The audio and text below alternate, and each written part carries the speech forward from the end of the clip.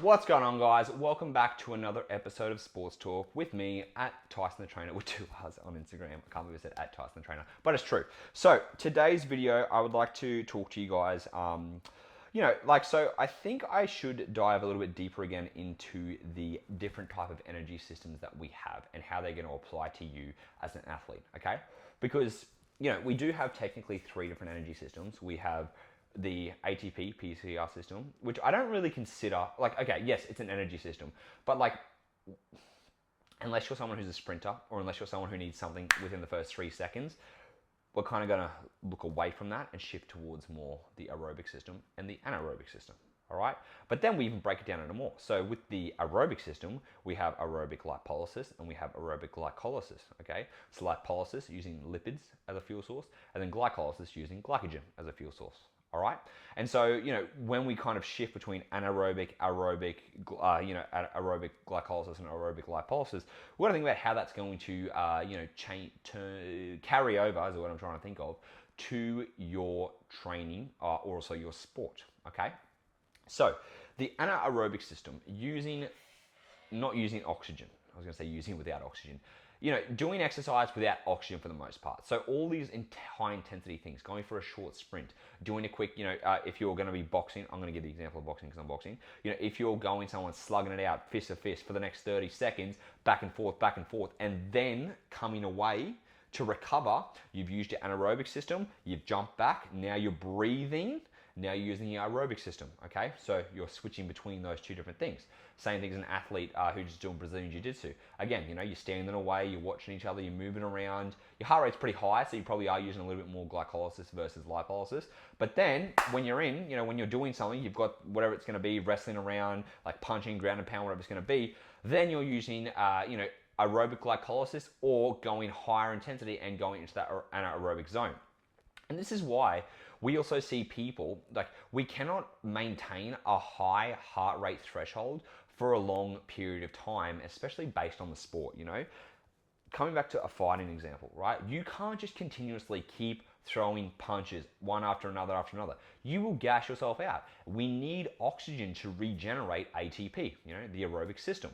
Okay, and this is why when we make sure that we build a bigger engine by working our aerobic system and working our anaerobic system, because as we work both of these, we teach our body to be better at utilizing both of these, and this basically increases our VO2 max too, which still comes into play.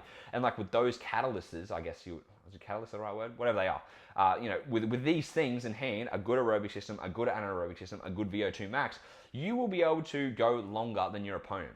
Okay. Now the good thing about this, based on what your sport is if you can outlast your opponent, if you have a better engine, if you have a bigger engine, you're just going to perform better. Because a lot of things, depending on what it is, can come down to technique. 100% can come down to mental capacity and problem solving. 100% can come down to just how it is on the day. Absolutely. But guess what? Energy systems and your engine still matters for your performance. All right.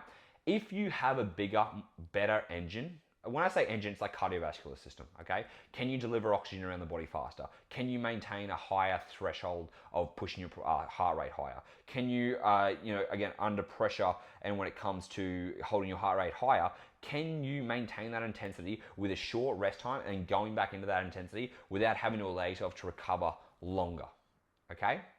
They're probably going to be the biggest things. And also, how efficiently are you using oxygen around your body?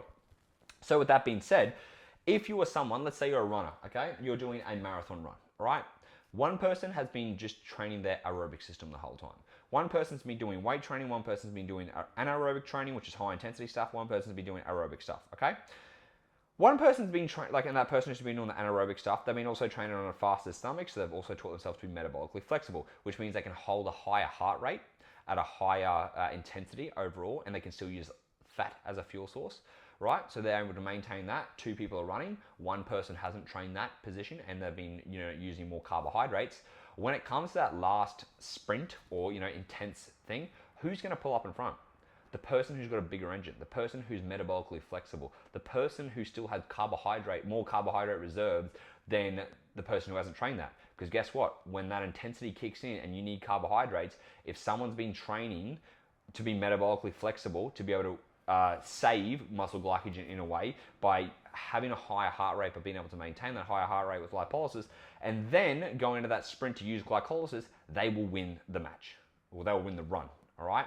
Because again, when it comes to intensity being matched, you cannot match intensity from lipolysis than you can with glycolysis, all right? You cannot match the intensity with fat versus carbs. Carbs out intensity will beat fat intensity as a fuel source, right? So with that being said, when push comes to shove, if you are metabolically flexible and if you have a good cardiovascular system and you know how to utilize your heart rates properly, you will most likely win, okay? And this is the thing, a lot of athletes do not, they don't really know this, right? Like, you know, there are coaches and stuff out there who do this stuff and they may explain it, but there are a lot of athletes who have no idea. Like, I've had a lot of athletes that have come to me that are boxers, that are triathletes, that are swimmers, that are cyclists, and like, you know, the way they fuel themselves, their performance is great as it is, and they are under-fueling themselves, and they are underperforming, even though they're performing really well. I'm like, we make a few small adjustments, and it's night and day difference, you know?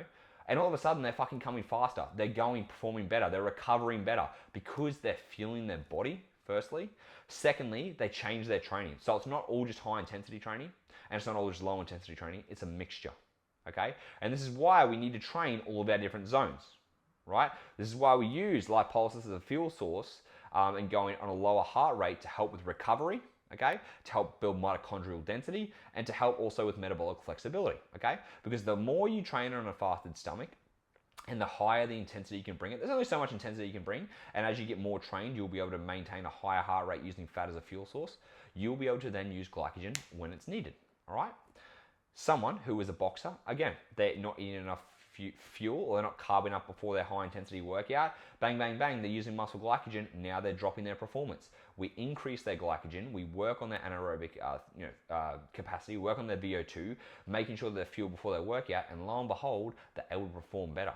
Okay, and this is why training your energy systems is very, very important, and also having nutrition to complement those energy systems. Okay, because when you're using fat as a fuel source, we have a lot of body fat tissue. Okay, so we don't always need extra fat for fuel because our body can utilize that, but we only have so much muscle glycogen, and that's why when it comes to the high intensity things, we make sure we are carved up for the night before.